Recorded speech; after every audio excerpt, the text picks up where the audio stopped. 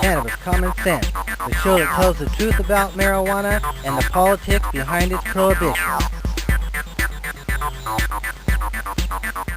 Hello and welcome to another exciting edition of Cannabis Common Sense. We have a great show for you tonight. We have a guest in studio, Dale. How do I say your last name, Dale? Petersdorf. Just make sure I get that right. And then over in the wings, Mr. John Cornett's here, ready to perform some music. Yes, sir. And then we will come back and be taking your phone calls and questions about a project you're involved with. It's Project Scarecrow. Yes. And you want to just give the 5-second, 10-second version of what Project Scarecrow does? Project Scarecrow is a network of individuals and business who's working together to provide, to facilitate access to quality of life products, therapies, and other services for Oregonians with debilitating medical conditions. That's good. That's the good mission statement there. Thank you. And so we'll be back. We also will be calling in to Pete Gendron. Is that Pete Gendron. Pete Gendron, who you work with as well, yes, and is an activist down in Southern Oregon. Yes. So stay tuned as we bring on our infamous dancing cannabis leaves. I feel the force.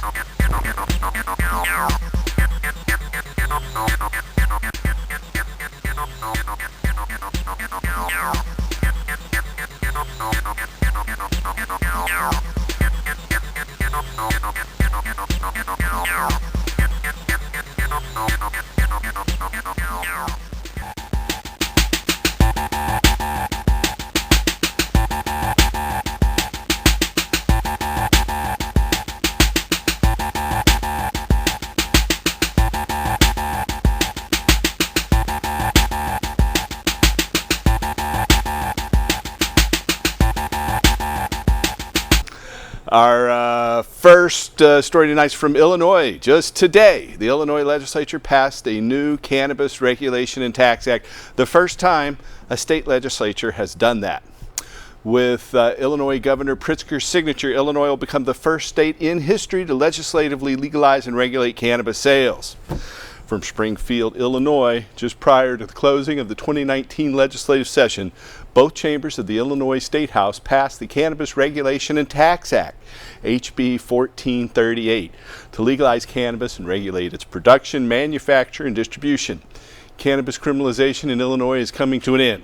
While this bill isn't perfect, it does provide a pathway for adults to legally obtain and consume cannabis. It also expands access and rights for qualified medical patients. Importantly, the bill provides much-needed relief to those most harmed by the legacy of prohibition and emphasizes giving those who have been most harmed by cannabis criminalization preference in establishing a foothold in this new industry. With a vote of 66 to 47, the bill now heads to Governor J.B. Pritzker's desk. The Cannabis Regulation and Tax Act received final approval from state legislatures, and Illinois is now the 11th state in the nation to legalize recreational adult use cannabis. It's expected that Governor Pritzker will sign the legislation next week. Next story is from New Jersey. Senate President indicated last week that lawmakers will likely let voters decide in 2020 in New Jersey on whether to legalize the adult use of marijuana. Senator Sweeney acknowledged on Wednesday that lawmakers are at an impasse over pending legislation to tax and regulate the adult use marijuana market. As a result, he says they will likely place an initiative question before voters next November this year.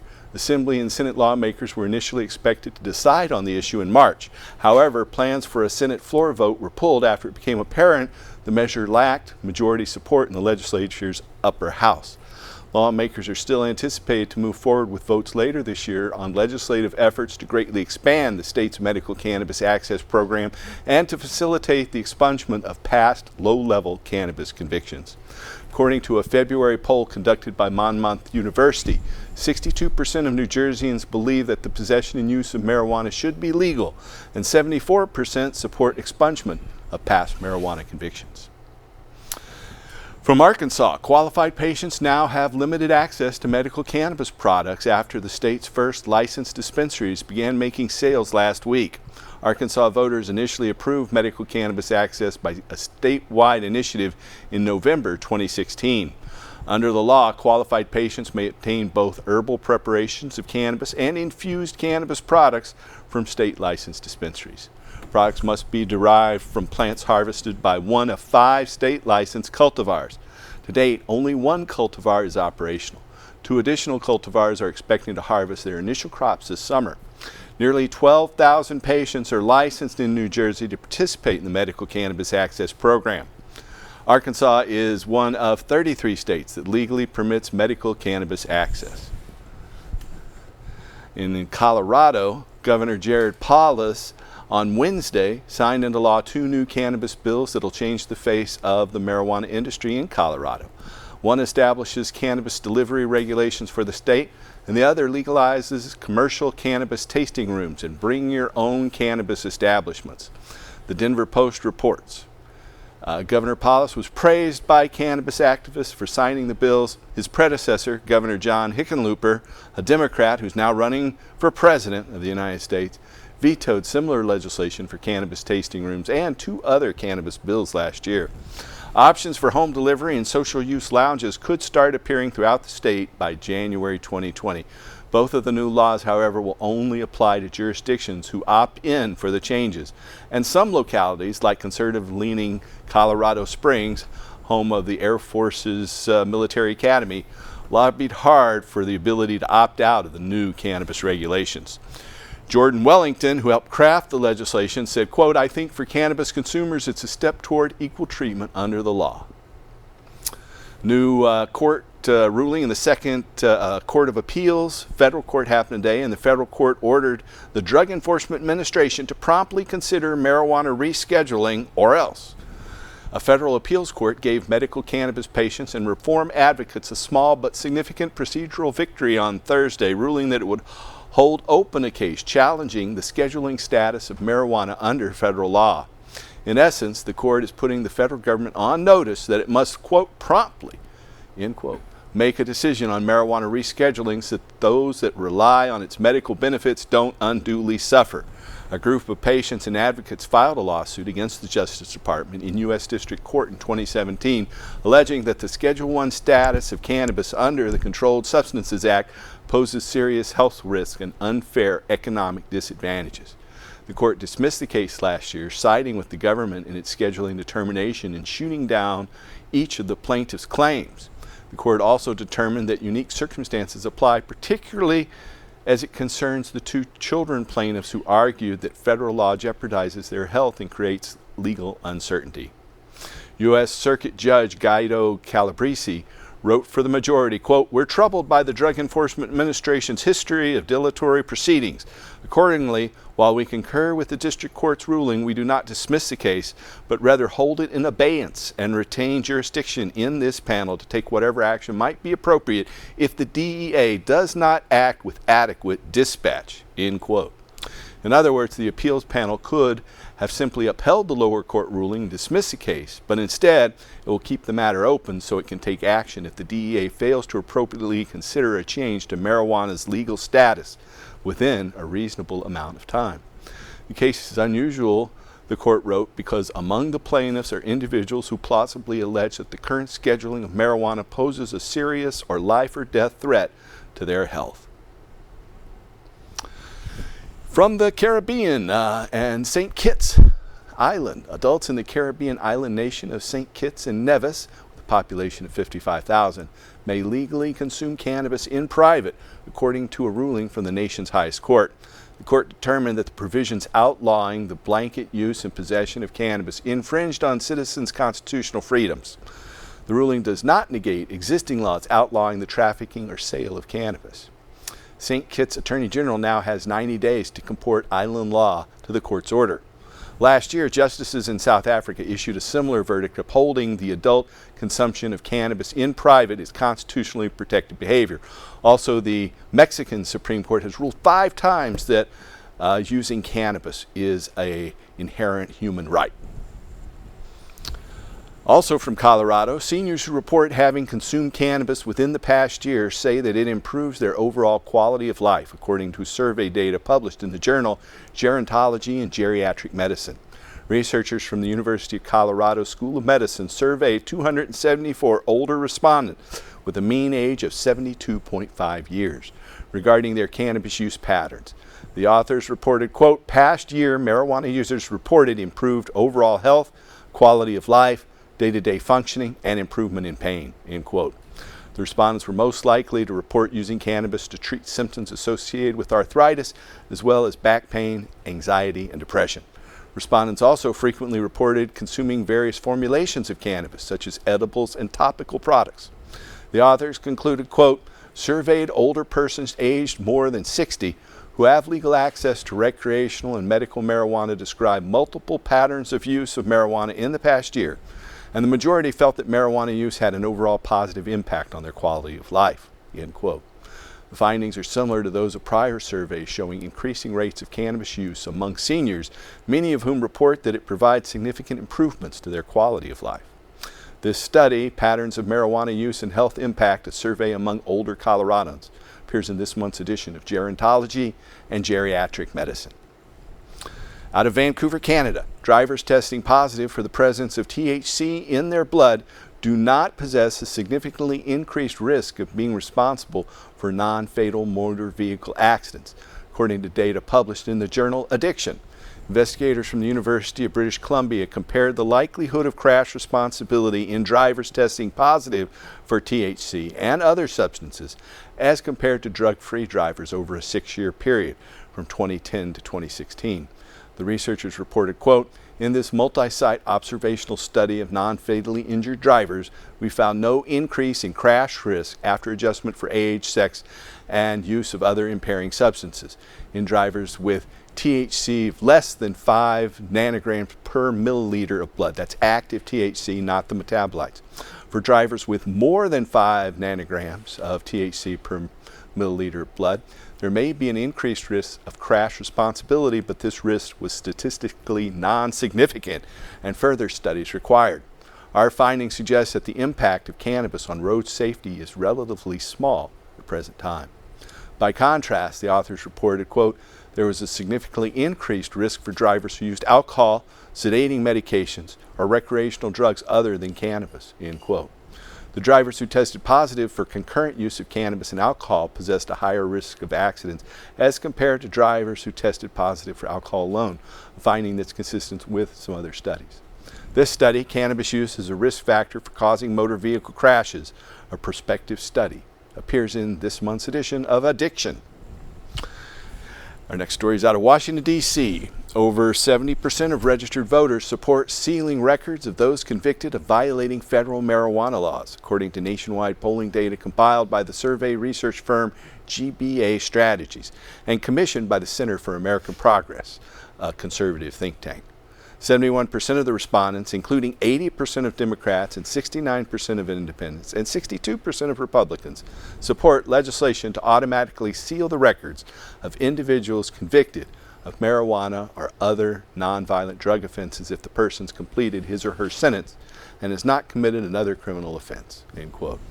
Federal legislation is pending back in Washington, D.C., H.R. 2348, the Clean Slate Act of 2019, to automatically seal nonviolent federal marijuana convictions 1 year following completion of the defendant's sentence.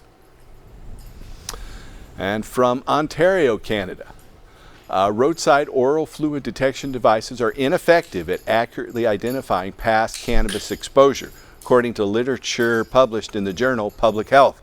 Canadian investigators performed a systematic review of published studies evaluating the performance of on-site oral fluid detection technologies. These little detectors the police have started using to test saliva or spit.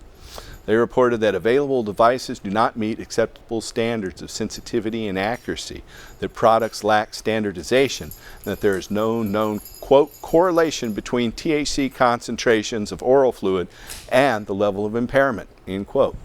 The authors concluded, quote, the methods for measuring oral fluid at the roadside need to be improved, end quote. In recent years, lawmakers in several states have suggested the idea of permitting police to administer roadside oral fluid tests as a potential means of determining prior cannabis exposure.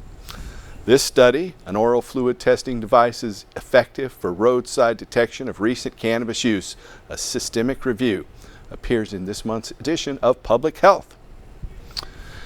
And from Aurora, Colorado, heart attack patients with a past history of self-reported marijuana use possess greater in-hospital survival rates, according to data published in the journal PLOS One.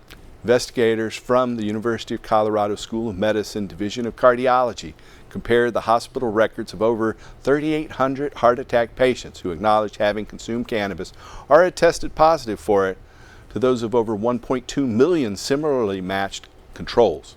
Consistent with prior data, quote, marijuana use prior to acute myocardial infarctions, or AMI, was associated with decreased in-hospital mortality post-AMI. In addition, average length of stay for marijuana users was shorter than non-marijuana users, 4.51 days for marijuana users compared to 6.25 days for non-users, respectively. Patients with past cannabis exposure also were less likely to suffer from hypertension, heart failure, coronary artery disease, diabetes, and atrial fibrillation. The researchers concluded, quote, in this multi-region analysis, marijuana use reported during hospitalization for AMI was associated with a significantly decreased risk of in-hospital mortality. Given the increased prevalence and acceptance of marijuana use, these findings suggest that additional study is warranted to further investigate the discovery and to identify potential mechanisms by which marijuana is associated with improved short-term outcomes following a heart attack, and for mitigating the possible negative effects for concomitant substance abuse, end quote. The findings are consistent with prior studies reporting that a history of past cannabis use is associated with reduced in-hospital mortality among patients admitted for traumatic brain injuries, burn victims, those undergoing certain orthopedic surgeries, and those hospitalized with other forms of severe trauma. This study, marijuana use and short-term outcomes in patients hospitalized for acute myocardial infarction, appears in PLOS One. And out of Washington, D.C., CBD-infused products commercially available in retail stores and online often contain heavy metals such as lead and arsenic, and typically contain less than advertised quantities of cannabidiol, according to a network news investigation of third-party testing results. Investigators reviewed results for over 240 CBD-infused products.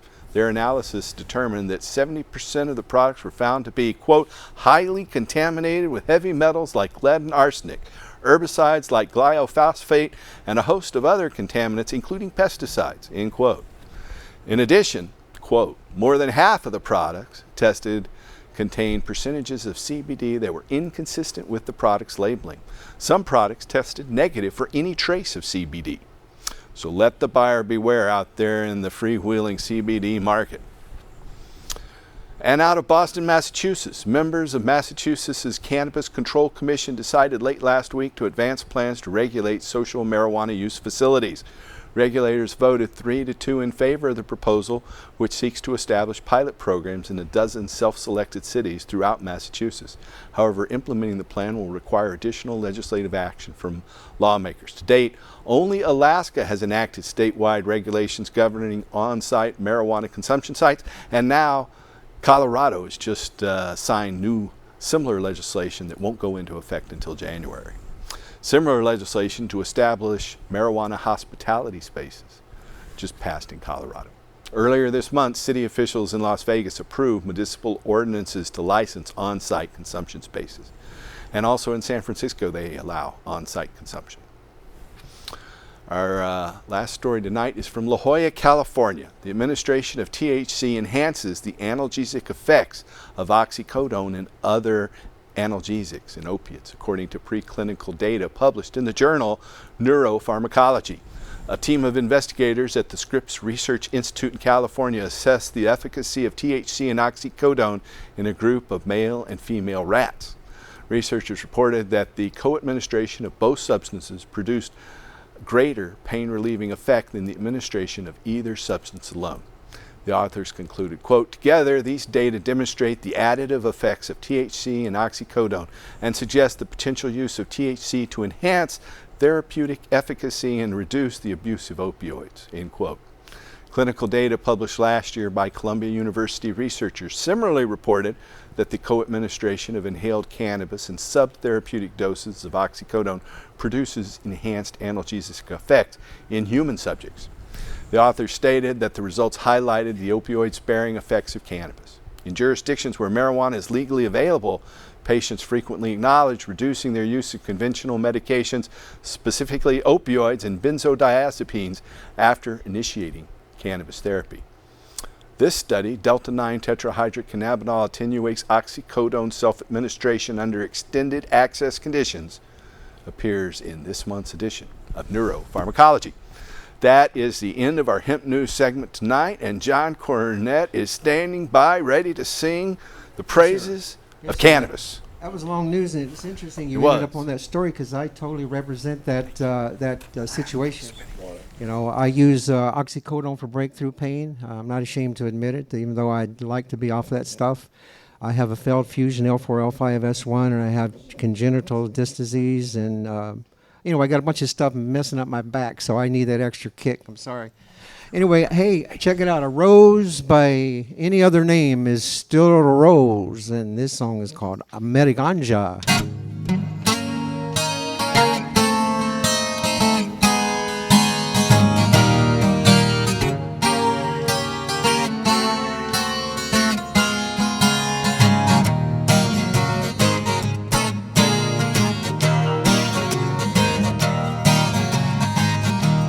Goes out to you, Steve. Ganja. We want Ameriganja. Ganja. We want to grow Ameriganja. Stick it in the ground, water it down, Ameriganja. Woohoo. Ganja. Ameriganja. Ganja. We need to share Ameriganja. Renewable energy, fine clothes for you and me. Ameriganja. Woohoo.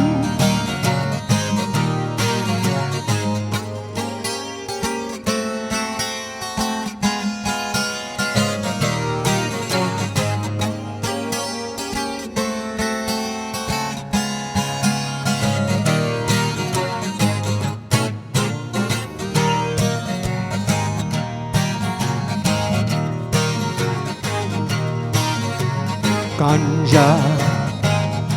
We like Ameriganja. Ganja.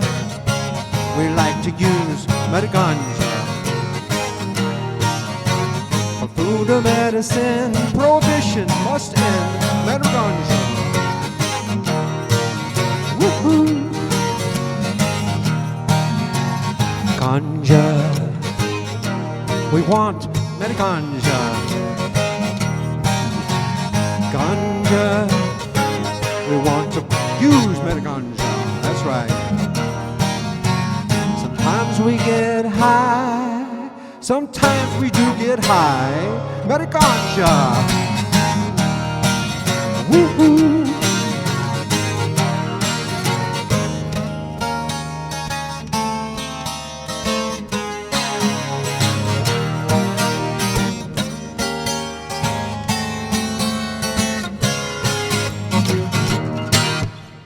All right, thank you, John. I love that song. When did you write that? Yeah, I did. I was saying earlier, I wrote it to kind of piss off a guy. He ran this music in the park thing, and he didn't like cannabis. So I changed the name, and I did this song, and I did it proudly. All right, And instead of everybody liked marijuana, it. it's Ameriganja. All the kids loved it. Yeah. I love it. I like when you There play you it. go. It Well, works. welcome to the show. Thank you so much. How are you, Dale? I'm doing well, Paul. How Good. are you? Very well. It's great to have you on the show. I've really been admiring a lot of your work in terms of what I've heard about helping Oregon patients. You know, here in Oregon, patients have been kind of under fire. They've been, their fees have been increased. Their access to growers has been cut off. There are no just medical dispensaries. Patients are kind of at the mercy of the various dispensaries and the minimum wage people that they work behind those counters. You know, tell us more about Project Scarecrow. So, Project Scarecrow, being a public charity, what happens is our mission is to facilitate access to Oregons with debilitating. Oregon nonprofit corporation is a public charity. Is that right? Yes. Okay. Yes. And we've adopted the same definition that the state of Oregon has for debilitating medical condition under ORS 475B, Medical marijuana law.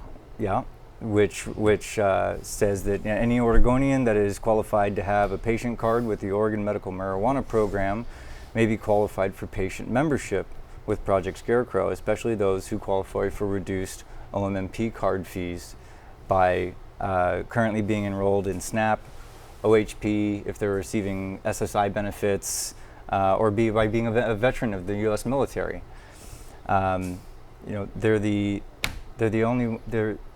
Our patient members are set up to be the recipients of direct donations from contributing business members. If they have a product or a service or a therapy that they're willing to donate to patient members, our job as a charity is to recognize them for that. I'm sorry, I just hit my microphone. Oh, well, you live and learn here. Yeah.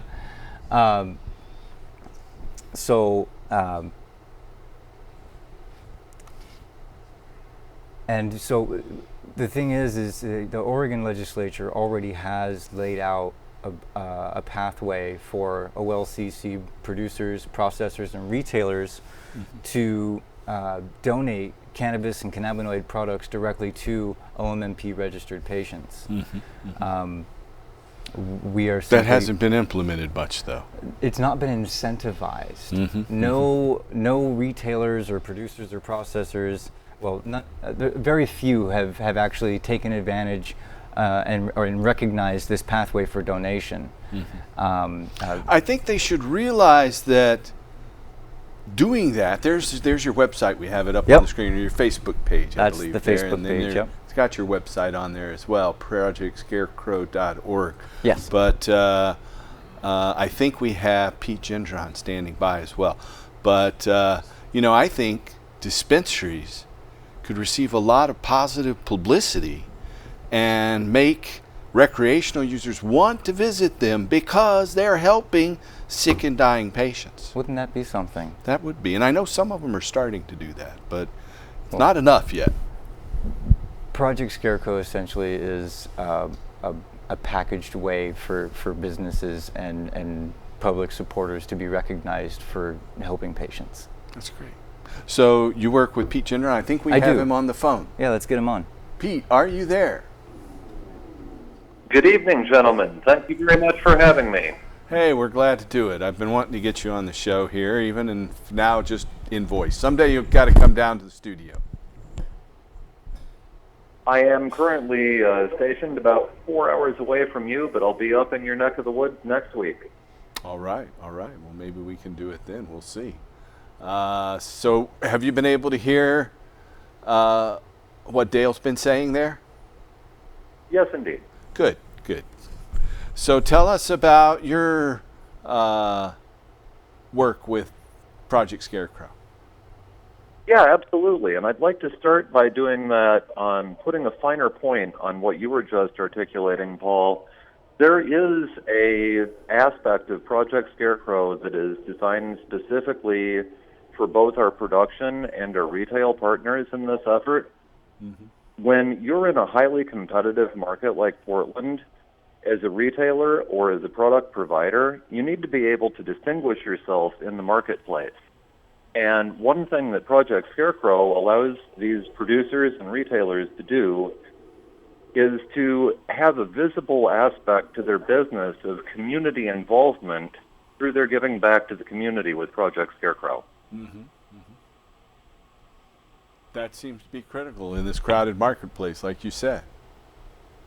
Well, considering that we're asking both retailers for some of their time and producers or processors for some of their time or their product, what Project Scarecrow provides back to them is advertising and outreach that is designed to highlight their involvement in their local community. Given a set of recent OLCC statistics as an example, about 2/3 of current cardholders frequented a dispensary in a 2-month period.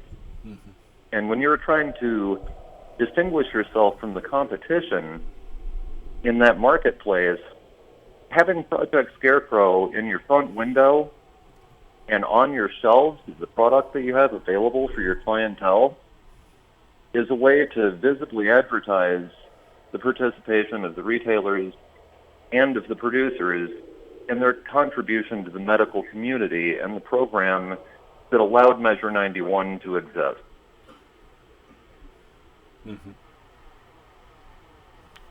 So, you want to add to that? Well, first of all, I'd like to let everybody know who Peter Gendron is in the context of Project Scarecrow.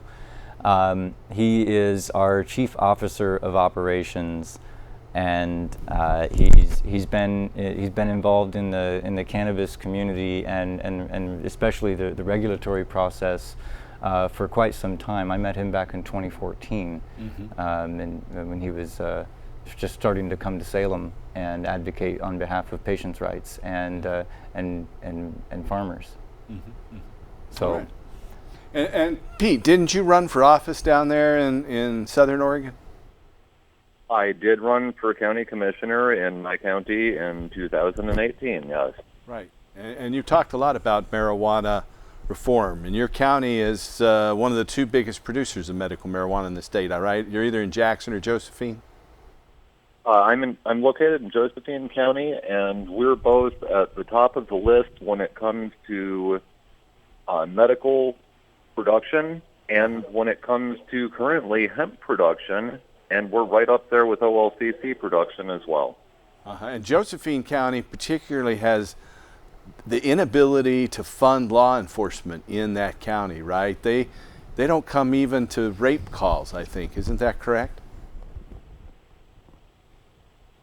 Some of what you may have read in the New York Times may be a little bit overstated, but in my opinion, it has been a determination of our current and recent county commissioners that they underfund law enforcement as a mechanism to force tax and revenue measures onto the ballot election after election.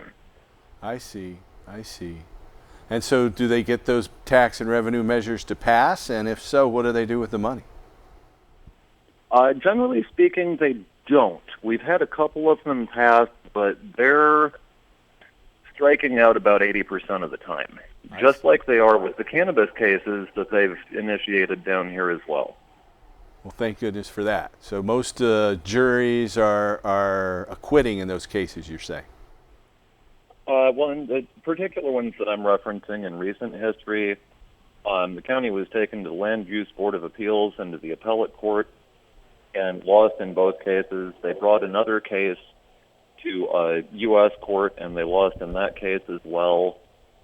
They passed illegal tax measures in the county seat of Grants Pass a couple of years ago, and when they were threatened with the prospect of having those adjudicated, they repealed their illegal tax measures.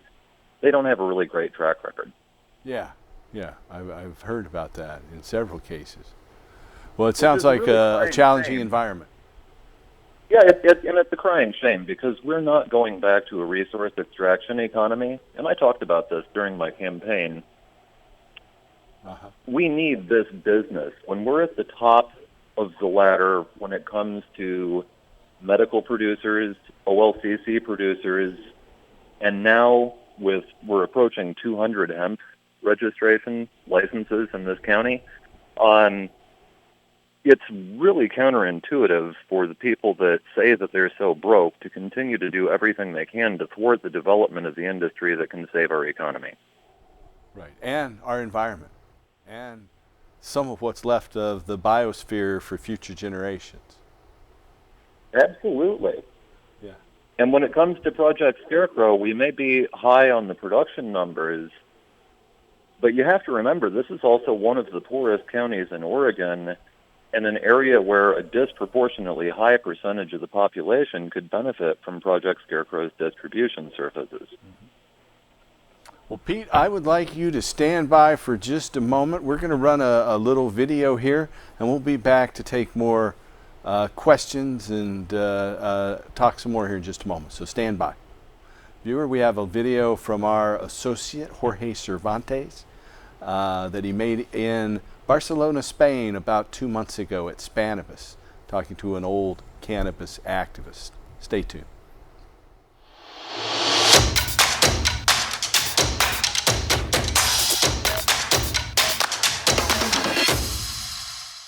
Hey, my name is Jorge Cervantes. I'm here again at Cannabis 2019, having a great time. I'm here with my old mate, Derry, from Barney's Farm. And Derry, you've done all kinds of stuff. I mean, it's amazing. Look at all these varieties around here. This is incredible. Derry, tell me a little bit about what are you doing now? I mean, you've been in this business since like for years and stuff. Yeah, we've been going since 1986, as you know. We keep on, our job always is as a breeder to innovate, bring on new products every year, get hot on the market, give people what they want, create exciting new genetics as much as we possibly can, giving nature its award. And that's what we do. As you see around us. I can see that. You've certainly done a good job of it. You stay up with it too. You know, you stay right on top of stuff. So what's new this year? Do you have a lot new this year? I do. Really? I have a lot. We have quite a few feminized varieties. We have Gorilla Skittles. It's really beautiful. It's becoming Skittles, Gorilla Skittles. Yeah, it's a Gorilla Glue plus Skittles. It's amazing. It was a marriage made in heaven.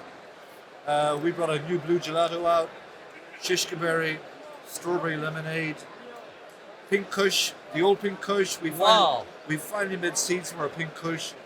We've had it in our bank since 20 years now, and it's amazing. That's incredible. It's amazing, yes. That's incredible. Well, gelato, that's pretty interesting because I hear things are just really popping in Italy too. You know, lots of things going on in Italy. They can sell high THCs as a novelty or something. I don't know. Yes, but that's things right. are different. They're opening up finally. Finally. But it's roundabout. It's like a pendulum. Italy was getting worse and worse and worse, and harder and harder and harder. Innocent people getting caught up into all sorts of unusual problems, and suddenly the dam seems to have burst, and liberation is happening in Italy. Finally, it's great, right? Finally, gosh, that's so good to hear. And what other places is it getting hot around Europe? You know, I mean, Italy. I just learned about Italy. I haven't been paying much attention. Well, I know here in Spain things are just popping. They have been for years. But are there other countries in Europe that things are going crazy? Germany's getting more pragmatic with the whole situation. Really? We have new medical laws now in Germany.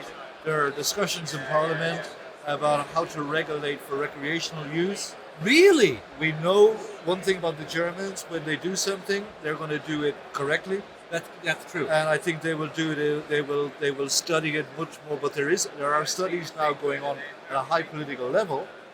And we may be looking at a huge breakthrough in Europe for recreational use of marijuana.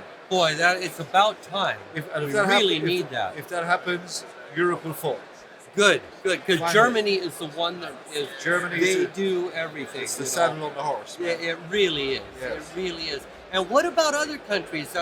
Do you see things happening in other countries, or no? I think what we see is, as far as like Spain, you know what's going on here, in Italy there's a breakthroughs in Germany, but right through the spectrum of all countries in Europe, there is an active political discussion, and so there's nobody's sitting on their hands. Every government knows that things have to change.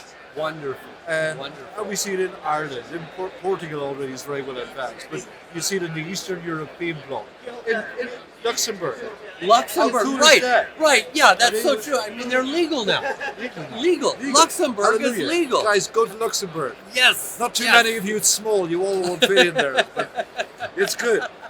I'm going to Luxembourg. That's true. I mean, Luxembourg, little bitty country like that, but very advanced. I think Belgium has to cheat up a bit. Belgium are lagging behind now.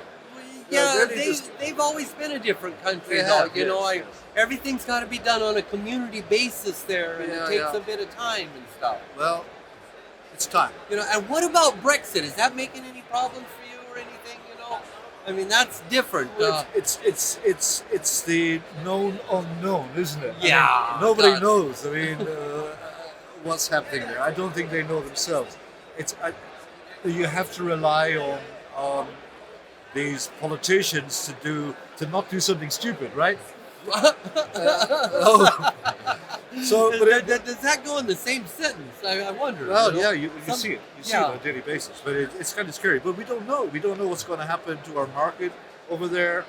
Everything seems there has been no progress with anything in Britain because they're too tied up with this Brexit situation. Right. So it's the one unknown we have. Yeah, You that's know? so true. However, you know, I've yet to see any country fall so flat on its face. So I'm kind of hoping, and I'm optimistic about it. I have to be. Excellent. Have to be. Well, of course. Okay, that's our friend Jorge Cervane at Cannabis, and I think we still have Pete Gendron on the line there. You still there, Pete? Yes, sir. Great, great. So we had a studio audience member talking to us. We usually have a microphone for studio audience questions here, but tonight it's not there. But she specifically wanted to know about how cancer patients and other people who need big doses of cannabis, for instance, a cancer patient, they will recommend a 60-gram supply of RSO, and it usually takes about 600 or 700 grams of cannabis to make that. So with the limitations that patients can buy now, how can they access that sort of medicine to treat their cancer?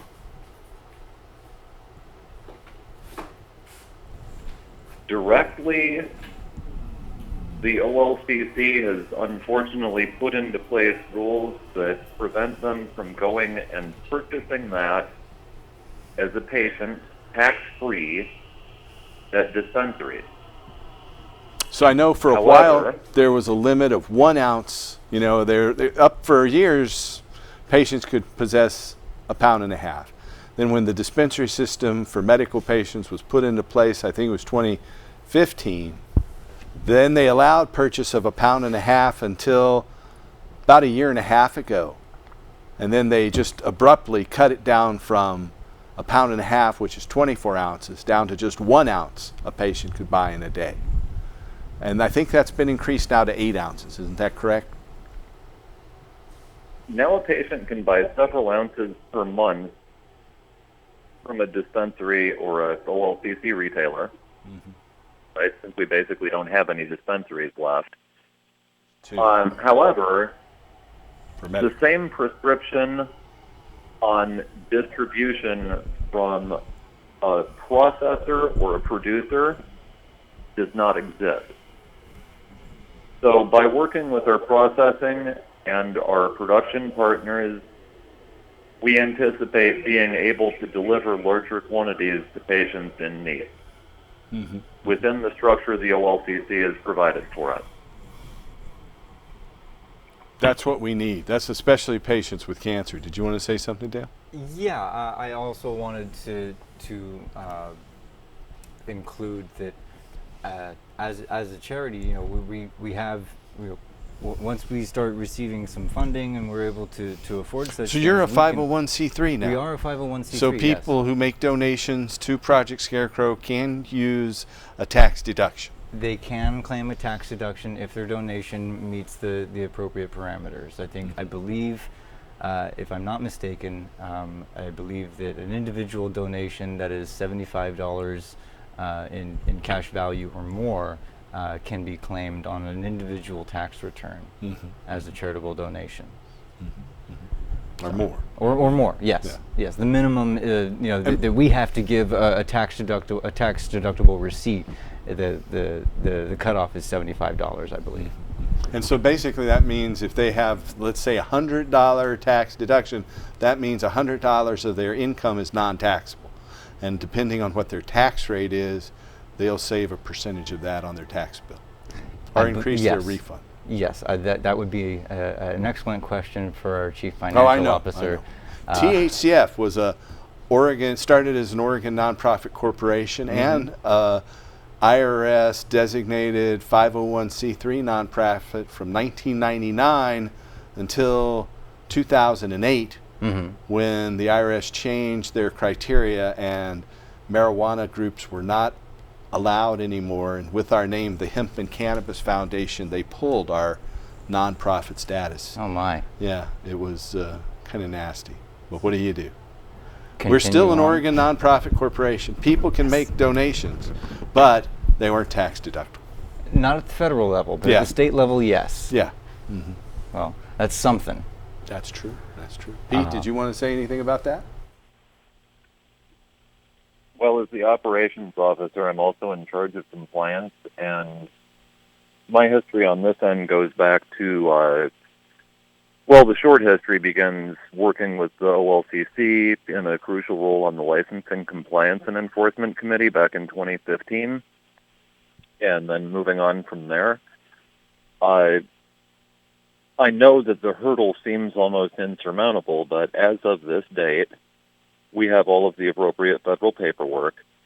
I'm aware of a number of circumstances with other individuals and organizations that have adversely affected their federal status. I'm also aware of a number of situations where the IRS has continued to recognize tax-exempt status. In the case of Project Scarecrow, although cannabinoids are part of our mission, they're not the entirety of our mission, and as a result, you may regard us as an exception to the standard rule. Good, good. I think we have our microphone in the studio hooked up now, and Rex is standing by ready to say something. Go right ahead, Rex. As a medical marijuana patient myself, I would just like to thank you for even being a part of Project Scarecrow and what it's all about and being on the show tonight. It's a blessing to hear that there's still people that understand the need for people that are disabled. I myself don't look disabled, but I do need my cannabinoids and I don't need to smoke them. You know, I'm all about the healthy high. Vaporizing is the best way to do it.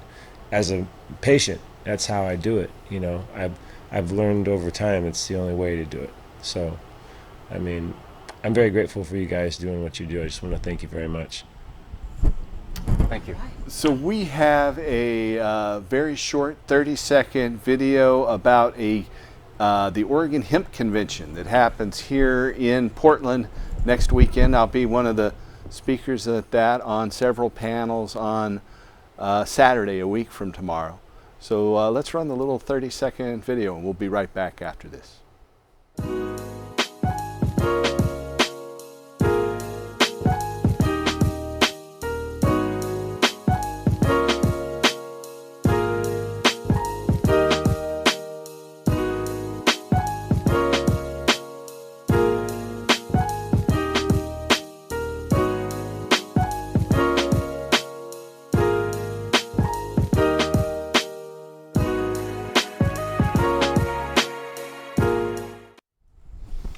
Okay, so I think we need to talk about the initial seed stage funding for Project Scarecrow. You had some things you wanted to say about that. We do. I wanted to talk about this before the show ended. One of the things... Well, we got about 7 minutes. Yeah, all right. So let's get into it. So Project Scarecrow is in a very initial stage right now. We have our 501c3.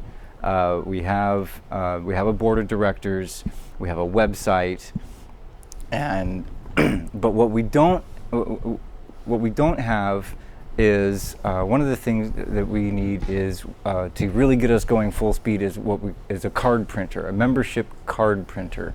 And so we've launched our seed stage donation campaign to start raising money for things like our membership card printer, some legal fees, and just administrative back end kind of paperwork, development kind of stuff. I'm sorry, I'm not as eloquent as some. Hey, it's okay. You can, it's your first time. Yeah. And so launching an operation like this is no small feat. We've been in development since 2016. and we just got to button up a few things that require a little bit of that cash to get us going. But once we have those items lined up, we will be able to start taking on memberships and interacting with businesses to get donations going out the door for patients. So your website is projectscarecrow.org. Yes. Is that right? Projectscarecrow.org. Or is there any other way people could reach you? Yes. We have a Facebook page. That is, is it like facebook.com/projectscarecrow? Yes, it's facebook.com/Project There it is. Scarecrow. There's your There it website, is. I believe. That's the website, yes. We also have an email address. We can be reached at info@projectscarecrow.org. And you can give us a call during normal business hours at 503-779-7755. All right. And we're also on Instagram and Twitter. Okay. So you need to raise money, and you're an Oregon nonprofit. If you're out there and you can help them, please do. Please do. I also just have to say that we have a physician referral line. We help people all over the country, from Maine to Hawaii and from Alaska to Florida and all points in between, find doctors who can help them qualify, get their state permit to possess, use, and grow medical marijuana.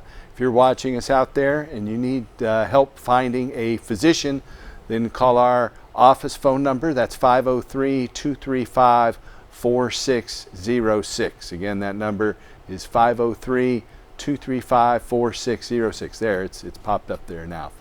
And if you have any conditions or you or a loved one need help with medical marijuana, have any of those conditions or others you think might be helped by medical marijuana, just call us at 503-235-4606. I got to put that plug in. So Pete, we're down to just about a minute left. Is there something you'd like to say in closing? Yeah, definitely. I'd like to thank you very much for your time. For people who may not be as familiar with me, I think I made my first purchase, a tree-free eco paper, from you in 1992 when I was still in the Midwest. It's not like I'm exactly new to this game. I am here as a patient myself, as well as somebody who's been involved in cultivation and secondary production of products for about 30 years now. And I'm very happy to be working with Project Scarecrow on this project. I'm also looking forward to seeing everybody at the Oregon Hemp Convention. Dale and I will be at the Oregon Sun Growers Guild booth that weekend. And I will be up there the day before that convention because I have still served, among other things, on the metric committee for the OLCC. So we'll be discussing rulemaking there. And that's part of what I do, both as a public effort and as part of my private business, Omnibudsman Enterprises. Well, maybe we can get you on. That's a Friday and a Saturday event, I believe, with the Oregon Hemp Convention. It's the first time. Maybe we can get you in here to talk about it next Friday night, since you'll be here. I know that I will be on 3 panels on Saturday, June 8th. The Market Trends panel discussion at 11:15 a.m. The Grow Techniques Tips panel discussion at 1 o'clock. And the Hemp Legislation panel discussion at 2 o'clock. So I'll have 3 little, maybe we'll be on the same panel, Pete. I don't know. But I want to thank you for calling in. Thanks for coming in. And maybe you both can come on next week, and we'll talk about that. That'd be wonderful. John is about ready to play us another song. Let's run that little 30-second promo for the Oregon Hemp Convention one more time. It's a little boring.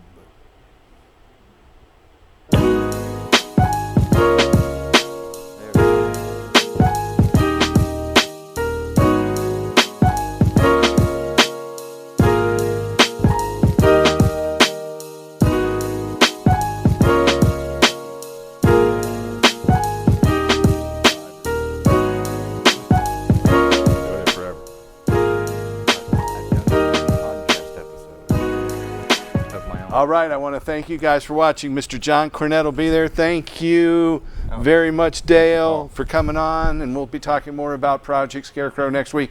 Tune in then and help us restore hemp. Sound the alarm, investigate. Sound the alarm. Now is the time for the truth. Whoa, whoa. Now is the time. Whoa, whoa. Sound the alarm, investigate.